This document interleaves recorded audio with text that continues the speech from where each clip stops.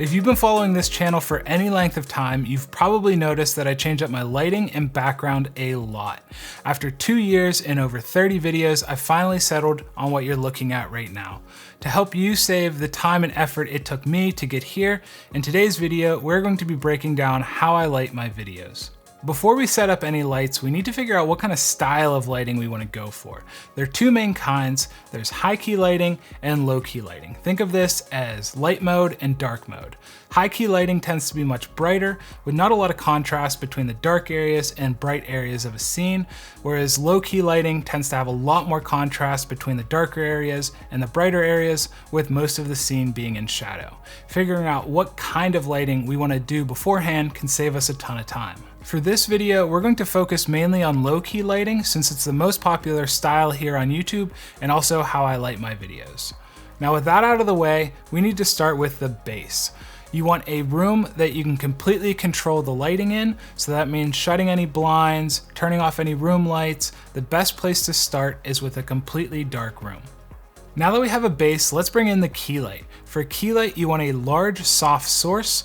If you're using a mono light like I am, finding a large softbox is going to help diffuse that light. The bigger the source, the softer the light. For myself, I'm using a GVM 80 watt video light with a 37-inch Godox softbox, and if I were to remove that softbox, you can see just how harsh that light really is. This is not a very pleasing look. Diffusing the light can make a massive difference in the look and feel of an image, as well as positioning. I typically position my key light just above the subject and about 30 degrees off from center, but by shifting the position of the light, you can either make the lighting more dramatic or flatter. With the light at 90 degrees, you can see just how much more dramatic the lighting already is. There's a lot more shadow on the face, and overall the scene just feels much more moody. And with the light set up directly behind the camera, you get this much flatter, much more pleasing kind of light. I know a lot of people prefer this style of light. If you have any imperfections or any blemishes, it's not going to show as much as if the light was at a 45-degree angle.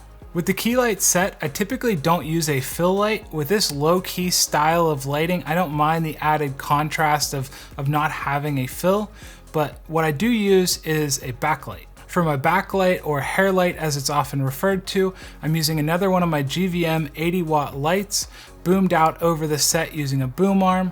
This just helps me eliminate any kind of cabling or light stands getting in the way. And the main reason for this light is to just help separate me from the background a little bit. If I turn the key light off, you can get a better idea of how exactly this light is affecting the image. Next up is accent lighting. Just behind my chair here, I have a Nanlite PavoTube 6C, and the main reason for this light is to just splash a little bit of color onto the background.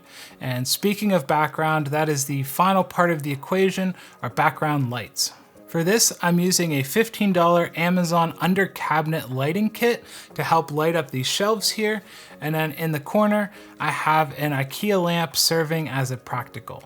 A practical is any light that appears inside of a scene and can help add a little bit of interest. The main purpose of the background is to be interesting, but not distracting. And now with all of this said, you don't need a ton of lights to start making videos. My first few videos here on YouTube used one single light as a key and my computer as a background. As you shoot and edit and post, you're going to find your look, and hopefully there was something in this video that helps get you there sooner. As always, thank you guys so much for watching, and I'll see you in another one.